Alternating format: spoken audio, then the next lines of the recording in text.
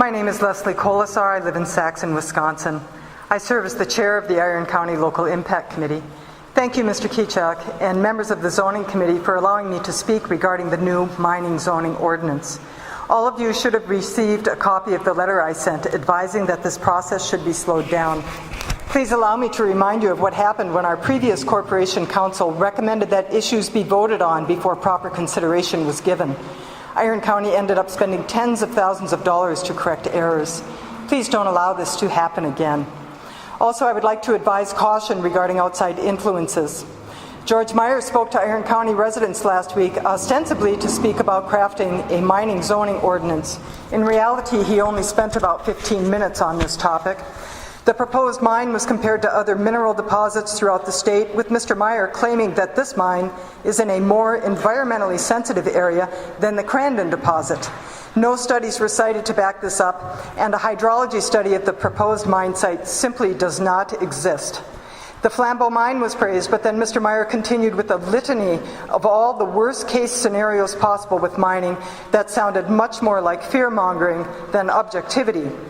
Finding environmental harm where none exists is not science, it's an agenda. Mr. Meyer criticized the new mining legislation, but an opposing view wasn't represented, even though the author of the bill was in the audience.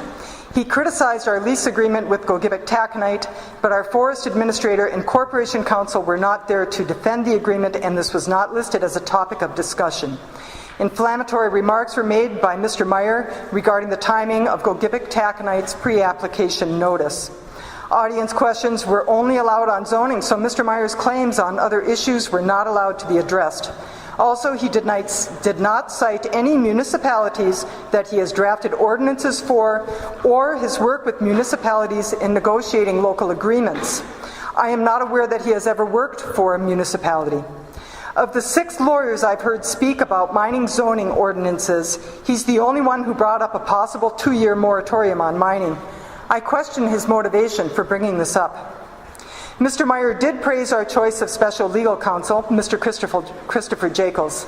Mr. Meyer also stated that we should follow the advice Mr. Jacobs gives us, and I do agree with that. Please keep in mind the economic benefits to Iron County that mining can bring. The alleviation of unemployment rates that have been stuck above 10% for as long as I can remember, opportunities for our youth, and the stabilization or possible increase in the county equalized valuation, which has dropped from $1,018 million in 2009 to $915 million in 2012, due in part to the precipitous drop in our population, which has resulted in a glut of housing. Please separate the facts from the rhetoric and do what's right for Iron County. Thank you for the work you're doing to create an ordinance that works for us.